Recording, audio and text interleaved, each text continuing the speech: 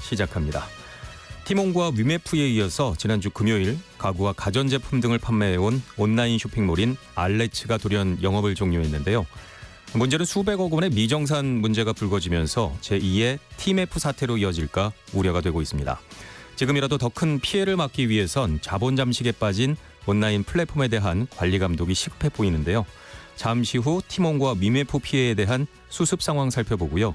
제2의 TMF 사태를 막기 위해선 어떤 대책이 필요할지 자세히 짚어보겠습니다. 정부가 주택 공급량을 대폭 늘리는 88 부동산 대책을 내놓았지만 서울 아파트값의 상승세는 멈추지 않고 있습니다. 그러자 오늘은 정부가 다음 달부터 수도권 지역의 주택담보대출 규제까지 강화하는 방안을 발표했는데요. 88 부동산 대책의 정부의 대출 규제까지 과연 치솟는 서울 집값을 잡을 수 있을지 자세히 살펴보겠습니다. 이 시간 유튜브로도 함께합니다.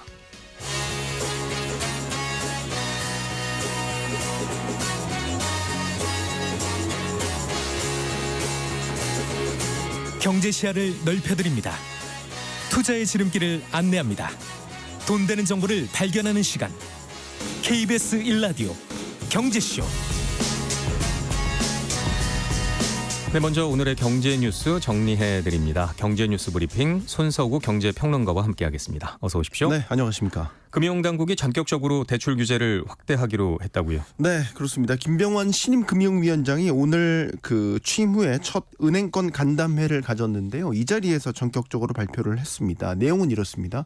서울과 수도권의 은행권 주택담보대출에 대해서 2단계 스트레스 DSR 금리를 0.75%포인트에서 1.2%포인트로 상향 적용하겠다라는 것입니다. 여기서 이제 얘기하는 게 DSR이라는 게 이제 총부채 원리금 상환 비율로 대표적인 대출 규제가 되겠죠. 그러니까 갚아야 할 대출의 원리금이 차주의 소득 일정 부분을 넘지 못하도록 하는 그런 규제가 되겠고, 현행은 은행권 대출의 경우에는 연간 원리금 상환액이 소득의 40%를 넘지 못하도록 그렇게 규제가 되어 있습니다. 네. 이제 여기에서 한 단계 더 나아간 게 스트레스 DSR이라는 거거든요.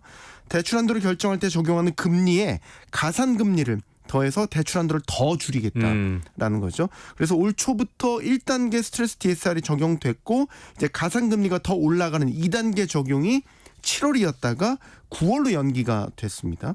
지금 8월 이제 20일이지 않습니까? 네. 이제 이때 적용되는 가산금리가 1단계에서는 0.35%포인트였고 2단계에서는 0.75%포인트였는데, 이제 금융당국이 2단계 스트레스 DSR 가산금리를 서울과 수도권에 한해서는 0.75가 아닌 1.2%포인트로 더 상향을 하겠다라는 것이 되겠죠. 네.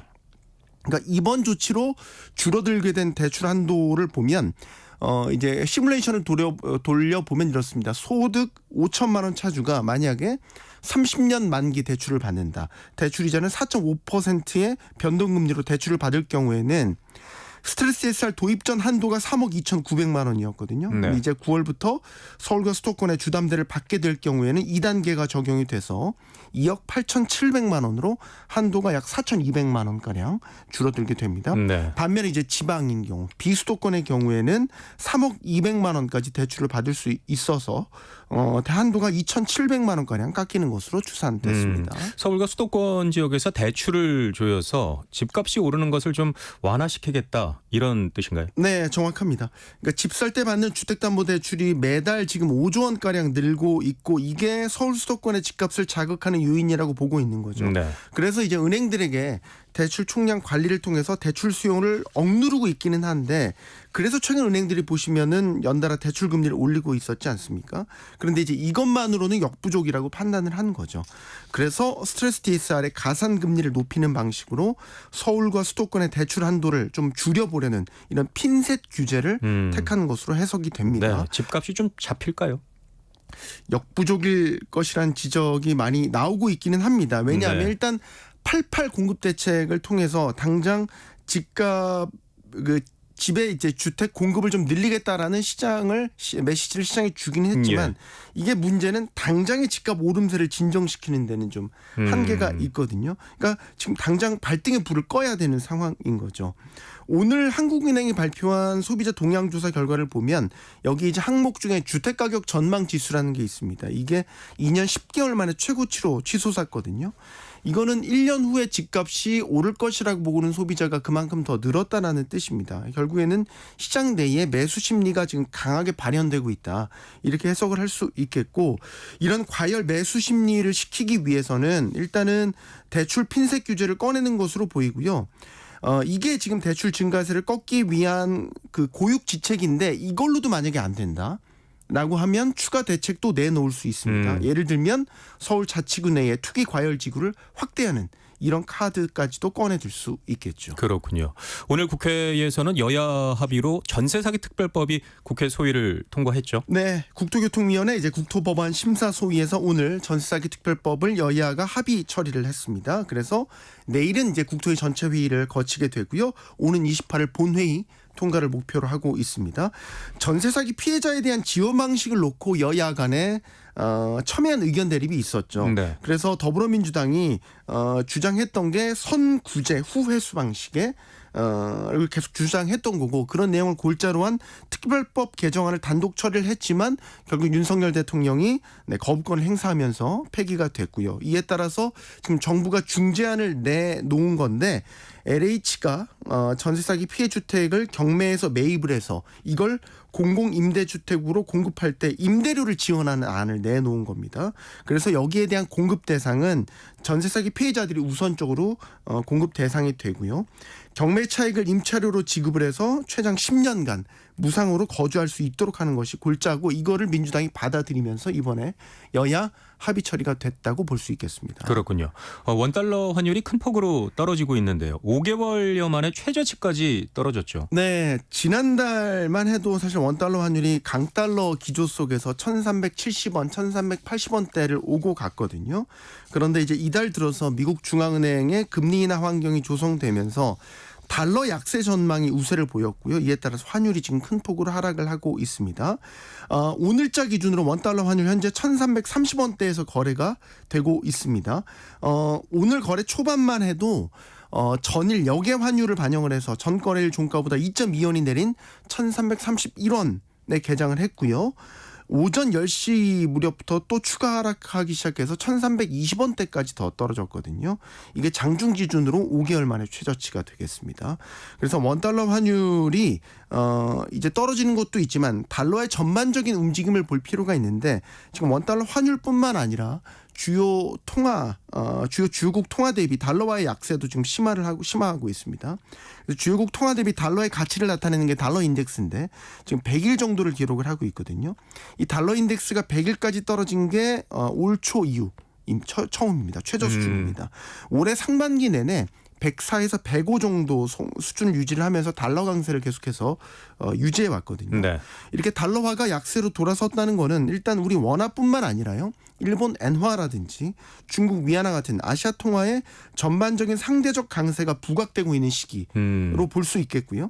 이런 달러화 약세가 시사하는 것은 일단 미국의 경기 둔화, 또 엔캐리 트레이드 청산, 또 중동 전쟁의 리스크, 이런 것들이 다 반영이 되고 있다라고 볼 수 있겠고, 그만큼 시장이 결국 미국의 금리 인하에 베팅을 하고 있다라는 뜻으로도 해석을 할 수 있겠습니다. 네. 그러면 이게 어떤 결과로 나타날 것이냐. 단기적으로 보면 주식시장에서 외국인 투자금 유입이 확대될 수 있는 환경이 만들어질 수 있습니다. 그러나 중장기적으로 보면은 수출 환율 효과가 줄어드는 것 같은 이런 거시경제 환경의 변화도 일어날 수 있다라는 것을 뜻하게 되겠습니다. 장단점이 있군요. 네. 네. 이런 가운데 금값은 계속 치솟고 있죠. 무섭게 오르고 있습니다. 네. 네. 국제 금시장에서 온스당 금값이 2,500달러를 돌파를 했습니다. 1온스가 한 28.34g 정도가 되거든요. 30g도 채 안 되는데 300만 원을 넘는 겁니다. 국제 금시장에서 금괴 한 개 가격이요 100만 달러를 넘었다는 소식도 전해졌습니다. 지금 환율로 보면 13억 원이 넘는 거죠. 정말 비싸군요. 네. 이 보통 표준 금괴 하나가 400온스 정도 됩니다. 그러니까 11.33kg 정도 되거든요. 금값은 인플레이션 기대가 높아지거나 아니면 금리가 낮아질 때 상승하는 경향이 있고요. 또 지정학적 긴장이 높아질 때 안전자산에 대한 선호 현상이 강해지면서 금값이 오르는 이런 경향을 보이거든요. 지금 금값이 뛰는 것은 기준금리 인하에 대한 기대, 여기에다가 중동 지역의 지정학적 긴장이 고조되고 있는 것, 이런 것들이 안전자산인 금에 대한 선호도를 높이고 있고 금값을 높이는 영향이 있다, 이렇게 볼 수 있겠습니다. 사실 무슨 이유를 갖다 붙이든 지금 금값이 오르고 있다는 말이 나올 정도로 금값의 오름세가 지금 계속되고 있습니다. 그래서 네. 어디까지 오를 거냐가 상당히 관건인데 연내에 온스당 2,600달러 선까지 도달할 것이다. 이런 전망 나오고 네. 있습니다. 그럼 사야 할까요? 사야 되겠죠. 단순 산술적으로 보면 2,500달러 이제 돌파했는데 2,600달러까지 간다면 네. 네, 사야 될 이유는 분명한 거죠. 방송을 듣는 분들 각자 판단하시기. 각자 판단하셔야 됩니다. 자, 당정이 내년도 예산안에 취약계층을 집중 지원하는 것을 반영하기로 했다고요. 네, 오늘 오전 국회에서 당정이 내년도 예산안과 관련된 당정 협의회를 열었습니다. 이 협의회 결과에서 나온 방향성이 중요한데 일단은 취약계층을 집중적으로 지원하겠다라는 방향성이 잡혔습니다. 네. 특히 이제 자영업자, 소상공인 지원에 초점을 맞췄다 이렇게 볼 수 있겠는데요. 당정은 소상공인 지원을 위해서 5천억 원 규모의 융자금을 신설하겠다는 내용을 발표를 했고요. 또 이 자영업자 소상공인들의 채무 조정을 위한 새 출발 기금 규모 현행 30조 원인데 40조 원 플러스 알파 수준까지 확대하겠다 이런 내용도 담겼습니다. 아울러 온누리 상품권 발행 규모도 역대 최대 규모인 5조 5천억 원까지 늘리겠다. 그리고 사용처도 확대하는 것을 예산안에 반영하기로 했습니다. 이외에도 소상공인 대상 키오스크 수수료를 반값으로 인하하는 것도 연내 추진한다는 계획도 발표를 했습니다. 이 밖에 전세사기 피해라든지 의정 갈등과 관련된 민생과 직결된 현안들도 이번 예산안에 포함됐습니다. 피해 주택 매입을 기존 5,000호에서 7,500호로 확대한다. 그리고 최근에 아파트 지하 주차장에서 발생한 전기차 화재 사고, 이와 관련된 대책으로 그 화재 예방 충전기 보급도 9만 대까지 확대하는 내용이 담기게 됐고요. 또 의과대학 내 필수 의료 분야 국립대 교수도 3년간 1,000명 수준으로 늘리겠다. 공공야간 심야 약국 수도 3배 이상 확대하는 내용도 이번 예산안에 포함됐습니다. 네, 오늘 소식은 여기까지 듣겠습니다. 경제뉴스 브리핑 손석우 경제평론가와 함께했습니다. 오늘 말씀 고맙습니다. 감사합니다.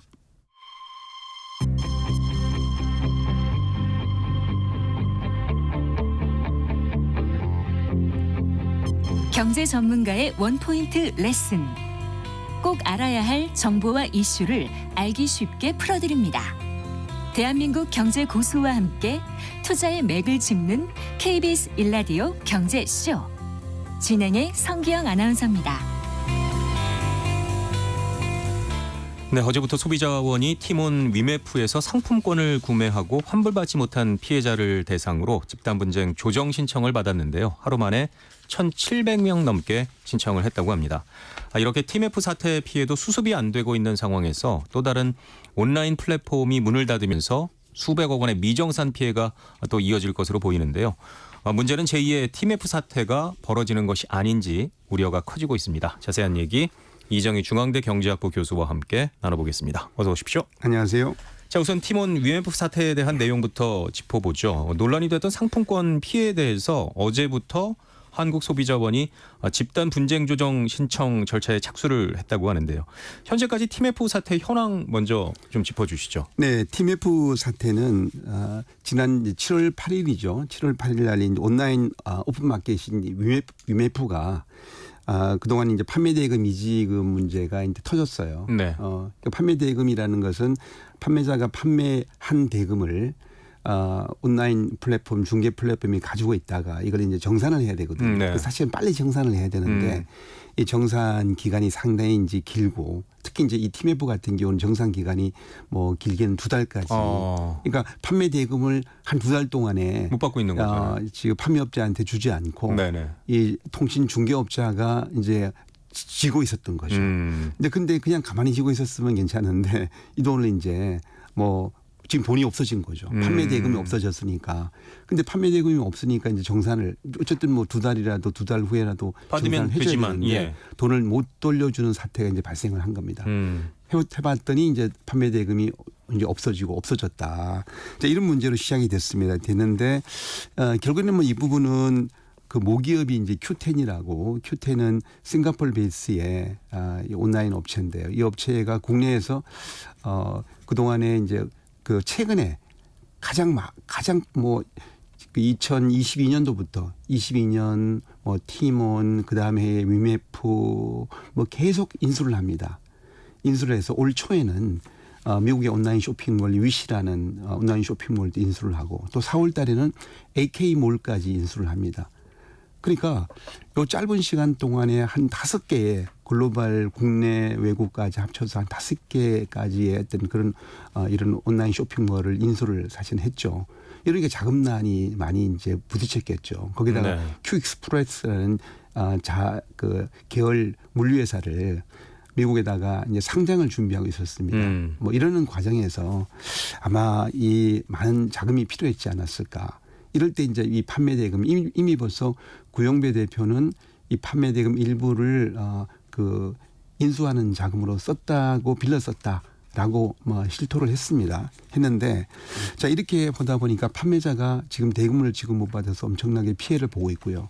또 한편에서 조금 전에 이제 말씀하신 상품권 뭐 이런 문제에서는 또 소비자가 상품권을 샀죠. 샀는데 상품권을 사고 상품권이라는 게 바로 사용하는 게 아니라 뭐 한 달, 두 달 갖고 있다가 사용을 갖고 있다 하죠. 사용하죠.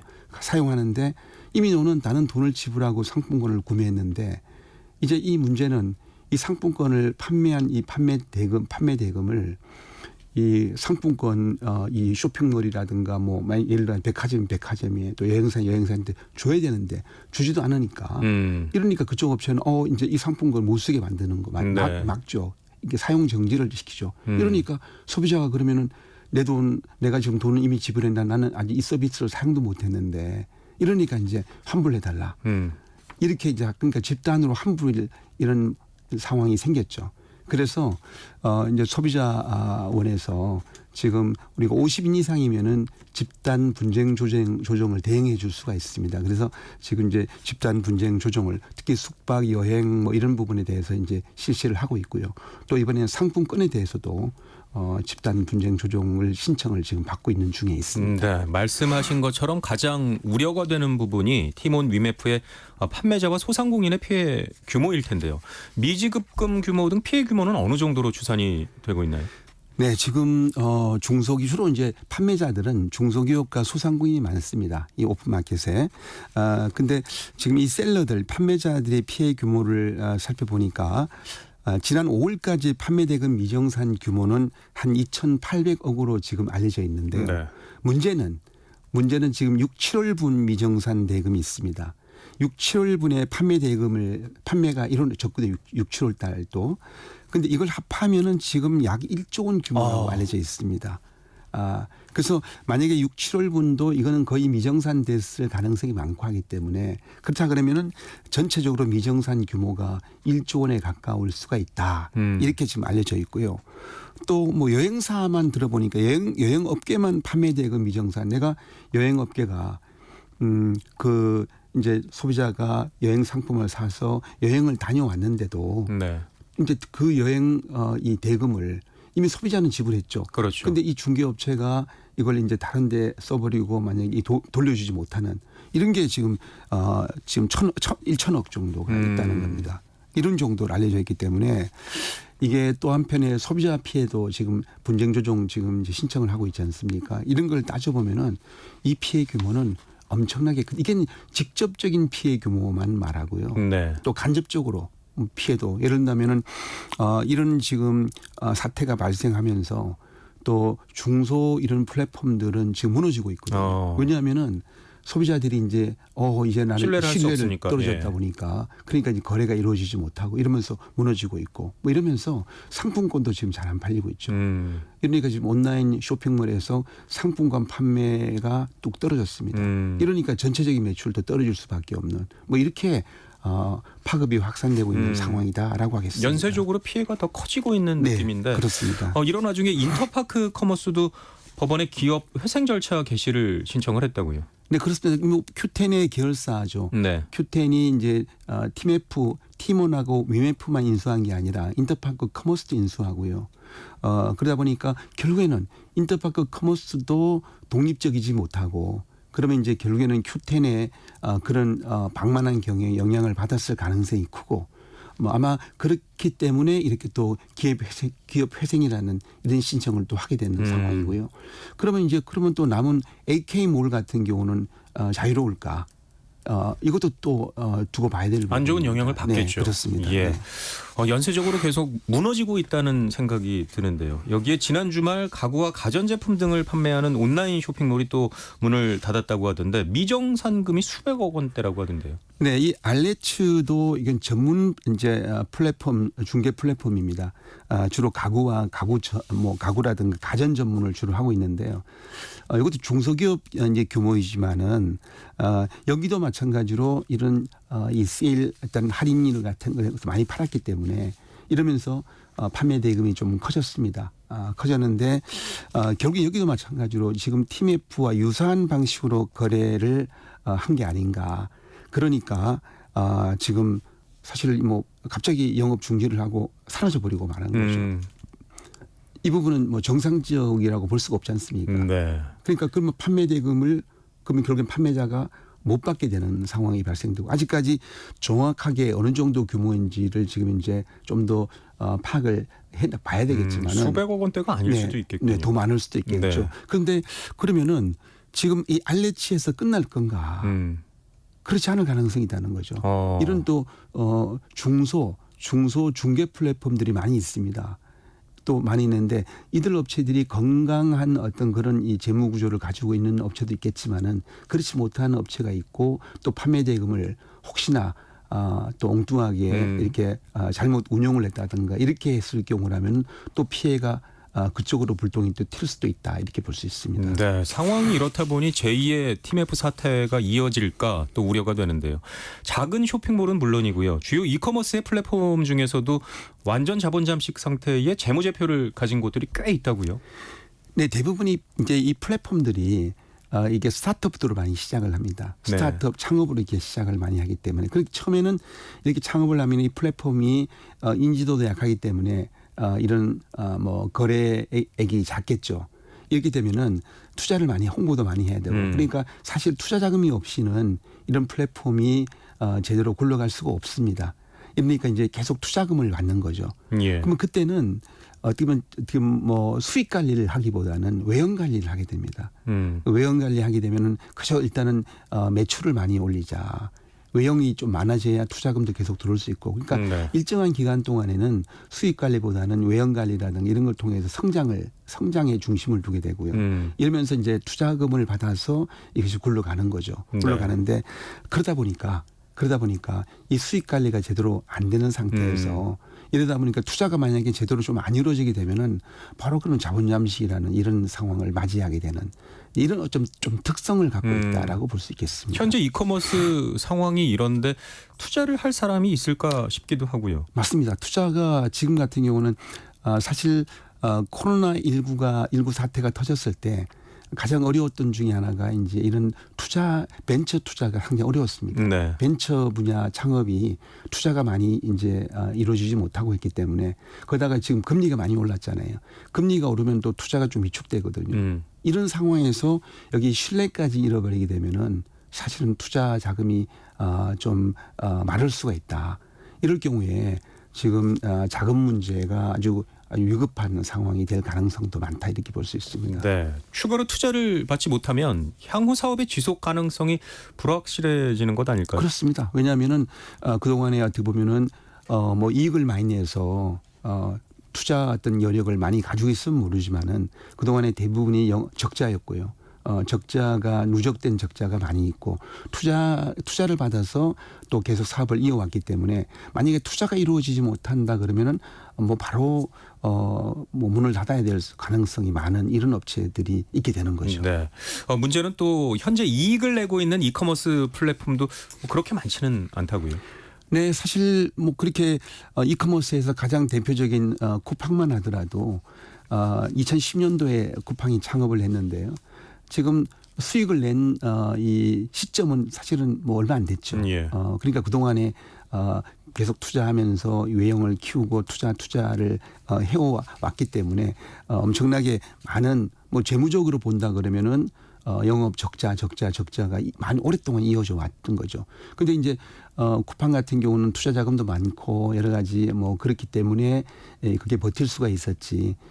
그렇지 않고 어쨌든 그런 뭐 앞으로 잠재력이라든가 또 여러 가지 뭐 이 경영 능력을 제대로 못 보여줬다 그러면 투자가 계속 이어지지 못한다 그러면은 바로 뭐 중단이 되는 영업 중단이 또 될 수밖에 없는 이런 위기로 갈 수도 있는 업체들이 좀 꽤 있을 것이다 이렇게 네. 보입니다. 이익을 내지 않아도 쇼핑몰이 운영이 된다는 것, 쇼핑몰 생태계의 문제일까요? 아슬아슬하게 적자 경영을 할 수밖에 없는 이유가 있는 건가요? 네, 결국에는 이 경쟁을 통해서 경쟁을 하고 있는데 일단은 당장은 이제 이익을 내려고 하면은 이러면 여러 가지 비용도 줄여야 되고 해야 되는데 비용을 줄이다 보면 소비자들한테 충분하게 아직까지 인지도도 높지 않고 이런 경우에는 결국 소비자들한테 많이 알려야 되기 때문에 그런 비용을 많이 써야 됩니다. 네. 비용을 많이 써야 되는데 그런 비용이 뭐 충분하지 않은 상태에서 사실은 투자 자금을 받아서 그 비용을 쓰게 되는 거고요. 이러니까 늘 좀 아슬아슬하게 이렇게 서로가 경쟁을 하는 상황이 되고 또 경쟁도 서로 치열하죠.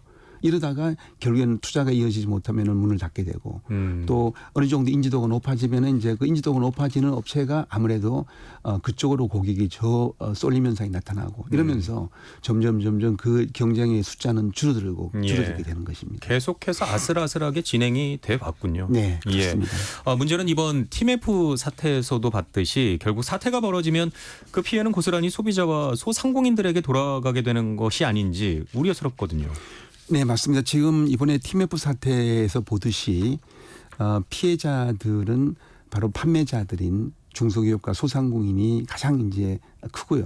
또 소비자들도 지금 피해를 많이 보고 있습니다. 많이 보고 있기 때문에 앞으로 지금 이런 정부가 이런 부분에 있어서 좀 철저하게 실태 파악을 하고 해서 이런 특히 또다시 중소기업 소상공인들이 피해를 보는 왜냐하면 그렇지 않아도 중소기업이나 소상공인이 경영이 어렵습니다. 지금 경기도 좋지 않고 하기 때문에. 네. 그런데 이런 사태까지 터져버리면은 사실 기업을 영위하기가 대단히 어렵기 때문에 지금 그렇지 않아도 지금 자영업자들이 폐업이 지금 계속 늘어나고 있는 상태에서 그래서 이번 TMF 사태는 여러 가지로 주는 이 정부에 주는 또 메시지라든가 또 기업에 주는 메시지가 크다. 이건 소비자들한테 여러 가지 메시지가 주고 있죠. 왜냐하면 신뢰의 부분들, 그러니까 함부로 싸게 할인한다고 해가지고 함부로 사는 것이 좀 조심해야 된다. 이런 메시지도 주고 있는 것입니다.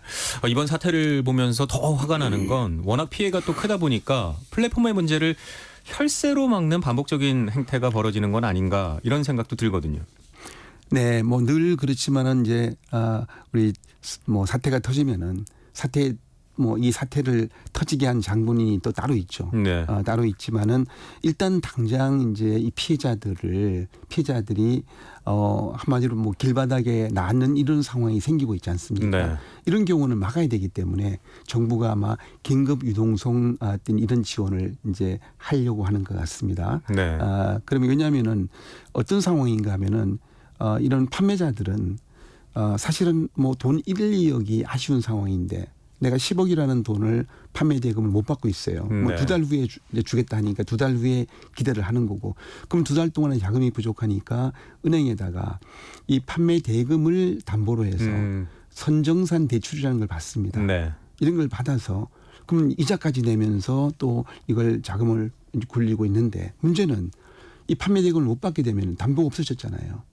그럼 은행으로부터 바로 이제 이 독촉이 올 수밖에 없게 되고 그럼 이게 다 내 빚이 되는 거죠. 네. 그럼 나는 그동안 빚도 없었던 이런 좀 건강했었는데 근데 빚을 도리어 이게 빚쟁이가 된 거죠. 한마디로 나는 채권이 더 많았는데 채권을 못 받게 되니까 이게 이제 바로 흑자도산 상황이 생기는 거예요. 물건을 팔았는데도. 네, 물건을 정당하게 팔았고 내 돈만 그 파는 물건을 대금만 받으면 되는데 그걸 못 받게 되니까 자 이런 문제가 터지니까 정부가 일단 당장 유동성이 급한 이런 이제 부도가 날 수도 있고 여러 가지 문제가 생기니까 이런 부분들에 대해서 정부가 일단 지원을 통해서 그런 이제 위급한 문제를 좀 해결하자. 물론 근본적인 문제 해결은 되지 않겠죠. 네. 더 큰 피해가 벌어지기 전에 또 반복되기 전에 제대로 된 대책과 제도가 나와야 할 것 같은데요.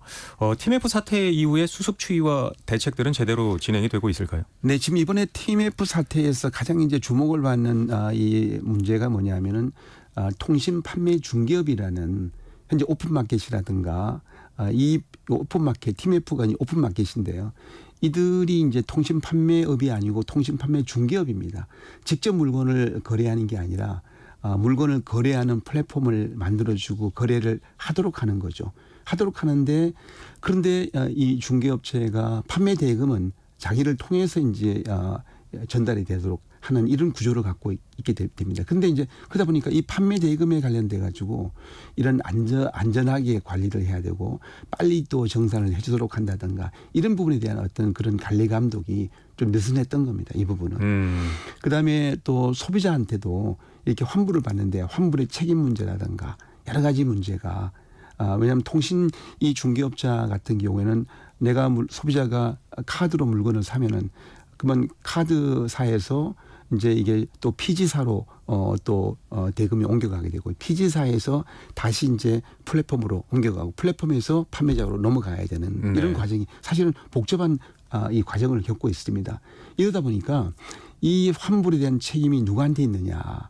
이거 가지고 현재 지금 TMF 같은 사태에서도 피지사냐 뭐 여행 상품 같은 여행업체냐 피지사냐 누구냐 이런 문제가 있기 때문에 이런 부분들에 있어서 좀 분명한 어떤 책임 규명이 일어날 수 있도록 하고 해야 되고 그다음에 또 하나가 그 판매 대금의 부분에 있어서도 이것도 이게 안전하게 관리되고 또 빨리 정산될 수 있는 이런 좀 제도적인 환경을 이번에 잘 만들어야 되지 않을까 생각합니다. 네. 정부가 피해 소상공인들을 위해서 피해 대책을 마련하겠다고 하는 등 발빠르게 수습을 하고는 있지만 정작 소상공인들은 실효성이 없다고 주장을 하고 있다고요. 왜냐하면 이제 소상공인 입장에서는 그 판매 대금을 일단은 돌려받지 못하게 될 부분이 되는 거죠. 네. 현재 지금 상황으로 볼 때는 판매 대금을 돌려받지 못할 가능성이 큰 거죠. 그래서 지금 Q10 그룹이 그러면은 Q10 그룹이 이 판매 대금 자금을 지금 만들어야 되는데 근데 그러면 자산을 정리한다든가 이렇게 해야 될 텐데 아직까지 뭐 그 자산이 과연 순자산이 어느 정도인지 과연 판매 대금을 어느 정도 돌려줄 수 있는 여력이 있는 건지가 아직까지는 이제 드러나지 못하고 있는데요. 그래서 소상공인 입장에서는 어차피 이렇게 되면은 뭔가 내가 대금을 돌려받지 못하는데 뭐 정부에서 지원할 수 있는 것은 판매 대금을 지원하는 게 아니라 그런 판매 대금이 어떤 이렇게 못 받고 있으니까 자금을 할 수 있도록 대출 지원을 정책 금융을 통해서 대출 지원을 하는 것이기 때문에 소상공인 입장에서는 여러 가지 아쉬움이 사실은 클 수밖에 없다라고 하겠습니다. 그렇군요. 이번 티몬 위메프 사태로 국내 이커머스 시장의 지각 변동이 예측된다는 시각이 지배적인데요. 앞으로 이커머스 시장은 어떻게 변할 것으로 전망을 하고 계시고 그리고 이번 격변기에 이커머스 플랫폼은 어떻게 대응을 해야 할지 마지막으로 좀 정리를 해 주시죠. 네, 이커머스가 그동안에 이제 많은 경쟁을 해왔습니다마는 이번에 TMF 사태로 소비자의 신뢰를 많이 잃어버리는 문제가 생겼기 때문에 그러면 소비자 신뢰가 높은 이런 이 이커머스들에게는 또 고객들이 아마 그쪽으로 고객들이 거래를 하자고 할 가능성이 많고 셀러들도 마찬가지죠. 이제 셀러들도 물건을 함부로 이제 아무 이커머스하고 거래를 해서는 이게 그 리스크가 상당히 크구나 이걸 이제 깨닫게 된 거죠. 그래서 이렇게 되면은 이런 중소 플랫폼들이 많이 무너질 수가 있을 것으로 보입니다. 그래서 그게 사실은 이제 우려가 많이 되는데요. 그렇게 되면은 이제 일부 업체들 위주로 그 쏠림이 좀 더 커질 가능성이 있지 않을까 이렇게 생각이 됩니다. 이런 일종의 하나의 구조조정이 원하지 않는 구조조정이 일어나는 부분이 있을 수가 있어 보이고요.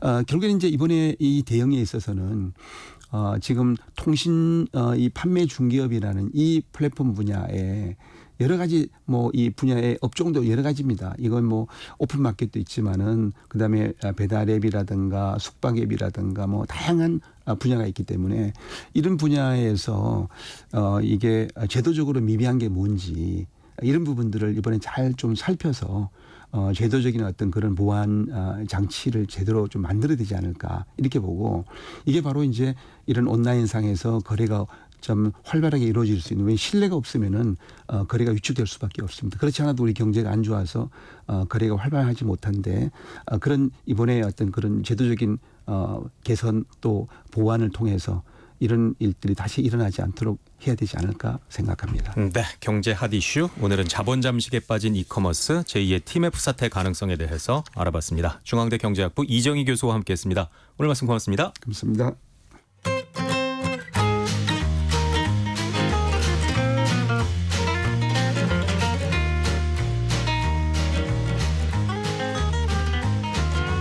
경제 맛집 투자 핫플. 지금은 돈 벌기 딱 좋은 시간. KBS 1라디오 경제쇼.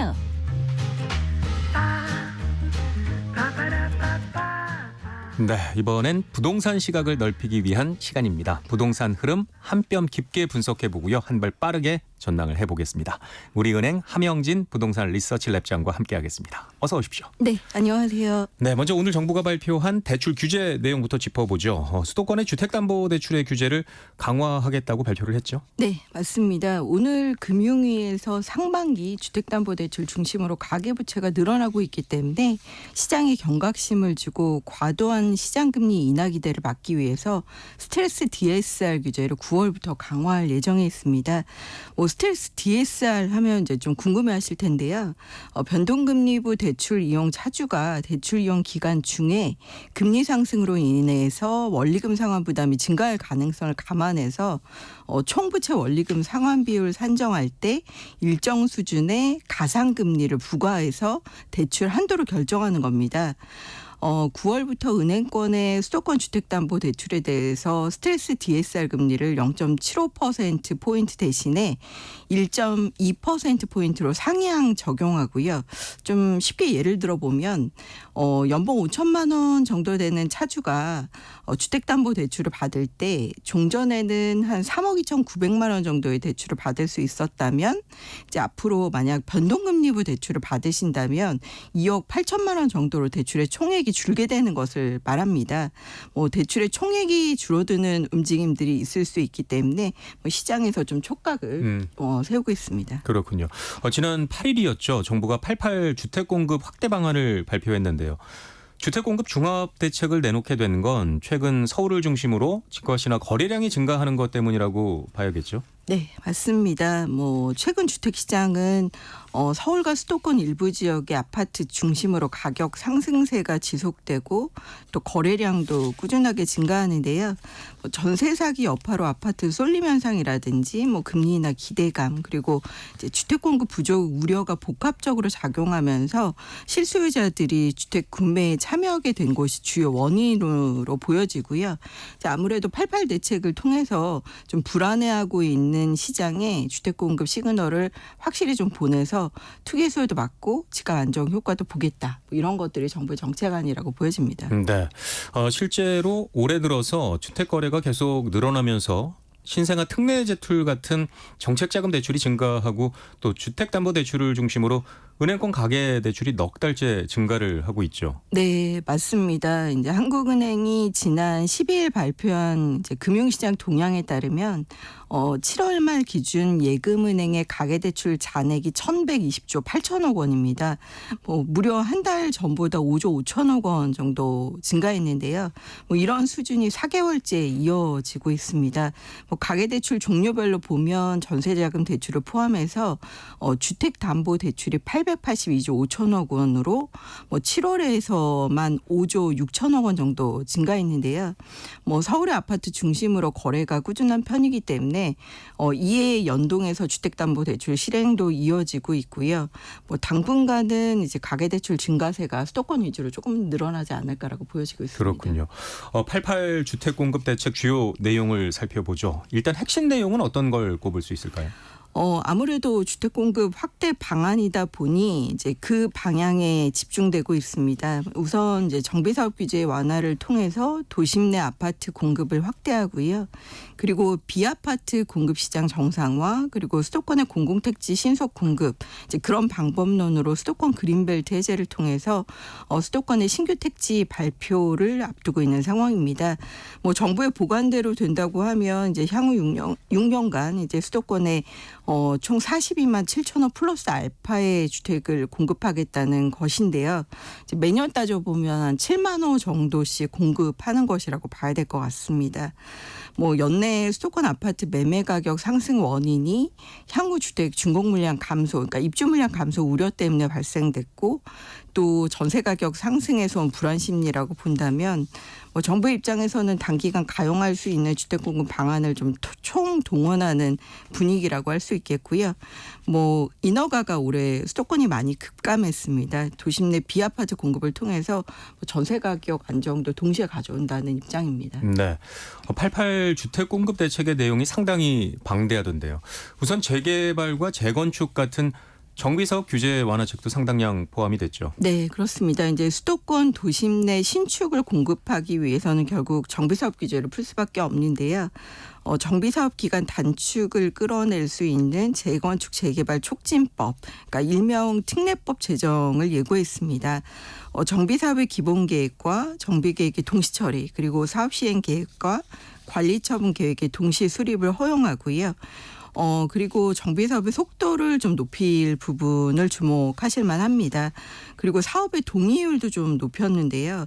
재건축 설립을 위한 동의 조건을 75%에서 70%, 그리고 동별 동의 요건을 2분의 1에서 3분의 1로 완화해서 사실상 사업 추진을 좀 속도를 낼 예정에 있습니다.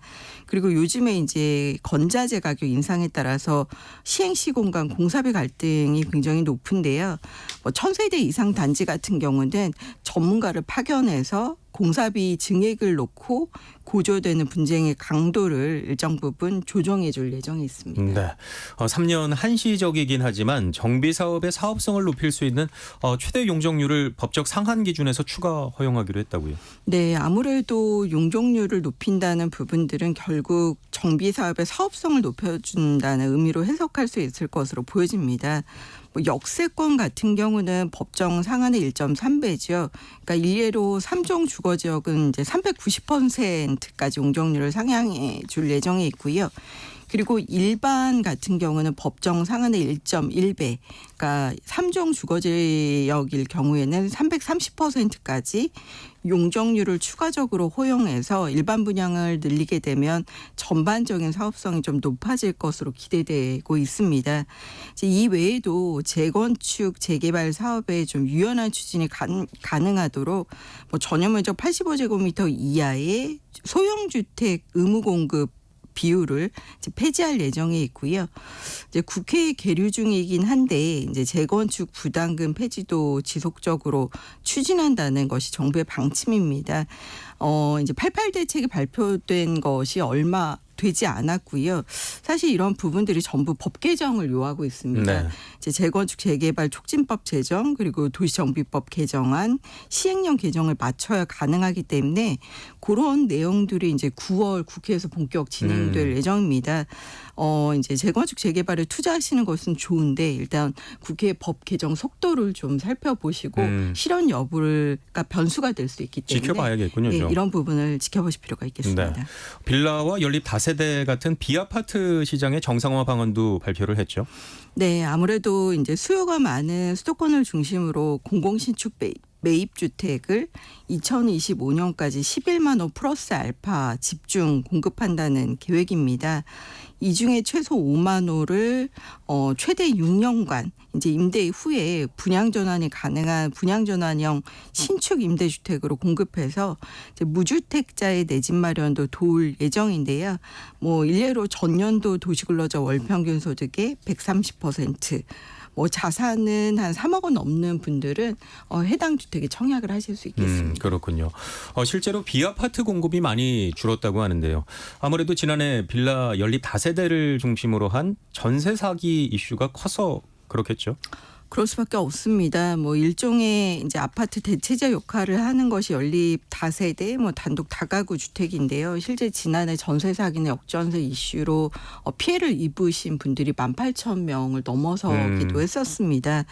비아파트와 관련된 선호도가 떨어지다 보니까 거래량도 줄고 인허가 물량도 상당히 많이 감소했는데요. 2022년 아파트 전국 인허가 건수가 11만 6,612건이었다면 지난해 같은 경우는 전국적으로 57,579건으로 크게 줄었고요. 네. 특히 올해는 더 줄었습니다. 6월 기준으로는 18,000여 가구 정도로 적어졌는데 뭐 아파트보다 비아파트 공급이 상당히 크게 줄고 어쨌든 서민 임대차 시장의 공급원 역할을 하기 때문에 임대차 가격 불안에 요인이 되고 있는 것으로 보여집니다. 네, 위축된 비아파트 시장의 공급을 늘리기 위해서 일단 주택 공급자죠. 사업자와 임대인 그리고 실수요자나 임차인에 대한 세제 청약 지원책이 다수 포함이 됐다고요. 네, 맞습니다. 이제 소규모 건설 사업자에 대한 취득세 중과를 완화하는데요. 일명 이제 빌라 사업자의 규제 완화입니다. 주택 신축 판매업자가 신축 목적으로 멸실을 위해서 주택을 여러 채 이제 구매했을 때 지금은 취득세 중과가 되거든요. 최대 12%까지 적용됩니다. 이제 그것을 어쨌든 일반 세율인 1에서 3% 정도로 취득세 규제를 완화해 주는 것이고요. 네. 그리고 이제 등록 임대 사업자죠. 일정 부분 이제 민간 임대 사업자 프로바이더 역할을 할 수 있는데요. 이제 세제 혜택의 일모를 연장해서 2027년 12월까지 완화해서 대상과 범위를 확대할 예정에 있습니다. 비아파트 공급을 위해선 시장의 수요가 매우 중요할 것 같은데요. 실수요자가 연립 다세대 같은 비아파트를 구입했을 때 세제나 청약 지원책이 있어야 할 것 같은데요. 네, 그래서 이번에 대책에 포함이 됐습니다. 그러니까 생애 최초로 소형주택이죠. 그 전용면적 60제곱미터 이하, 취득가격 3억 원, 그리고 수도권은 6억 원 이하의 다가구 주택, 연립 다세대 주택, 도시형 생활주택을 구입하신 분은 취득세 감면 한도를 확대합니다. 그러니까 현재는 200만 원인데 이제 300만 원까지 취득세를 줄여줄 예정에 있고요. 그리고 이제 비아파트를 갖고 있지만 아파트 청약에서 불이익이 없도록 청약할 때 무주택으로 인정하는 비아파트 범위를 확대하는데요. 이때 비아파트는 단독 다가구 연립 다세대 도시형 생활주택입니다. 면적은 85제곱미터 이하 그리고 공시가격 금액으로는 수도권은 5억 원 이하, 지방은 3억 원 이하일 경우에는 집이 있지만 무주택 자격으로 아파트 청약 시장에서 추첨제 외에도 가점제로 청약통장을 사용하실 수 있겠습니다. 네, 일각에서는 아파트에 비해서 비아파트 선호도가 낮기 때문에 88 주택 공급 대책의 효과가 떨어질 것을 우려하는 목소리도 있던데요. 어떻게 보고 계십니까? 네, 일단 신축 비아파트의 생애 최초 혜택 그리고 1주택 특혜 혜택은 이제 아파트에 비해서 공사 기간이 짧기 때문에 가시적인 단기 공급 효과를 낼 수 있다는 점은 긍정적입니다. 하지만 이제 아파트를 대체할 수 있다는 부분은 좀 한계가 있을 수밖에 없는데요. 대신 이제 평상시 거래량이 상당한 것이 도심의 비아파트 전세 시장입니다. 아무래도 전세 시장에 추가 공급원 역할을 할 수 있다는 부분을 좀 주목하실 필요가 있겠고요. 아파트보다 시세 차이 기대가 낮고 또 지난해 역전세나 전세 사기 이슈가 불거지면서 이제 호황기 대비해서는 거래가 주춤하긴 하지만 여전히 모든 사람들이 아파트에 들어갈 수 있는 것은 아니거든요. 네. 그래서 서민주택 시장의 내 집 마련 보루 역할을 좀 톡톡히 해오고 있음을 좀 생각해 주시면 좋을 것 같고요. 임대차 수요가 많은 지역, 서울의 역세권 그리고 정비사업 호재가 있는 지역 위주로는 신축 매입 수요는 있을 것으로 보여집니다. 네. 수도권 그린벨트 해제 대책도 포함이 됐죠. 좀 짧게 정리를 해 주시기 바랍니다. 네, 3기 신도시 조기 공급, 일부 고밀화 이런 부분 외에 수도권 그린벨트를 해제해서 이제 신규 택지를 공급할 예정인데요. 2025년까지 애초 대비 4만 호, 그러니까 4배 규모를 넘긴 8만 호 정도를 발표할 예정입니다. 지가 불안 때문에 토지거래 허가 구역으로 묶을 예정인데 서울의 그린벨트가 149제곱킬로미터 정도 되거든요. 네. 특히 강남 세곡, 자곡, 송파, 하남, 서울 내곡 이런 지역들이 물망지에 오르면서 수요자 관심이 높은 편입니다. 네, 부동산 투자 분석 함영진 우리은행 부동산 리서치 랩장과 함께했습니다. 고맙습니다. 감사합니다. 네, 성경의 경제쇼는 여기까지고요. 저는 아나운서 김기만이었습니다. 내일 다시 인사드리겠습니다. 고맙습니다.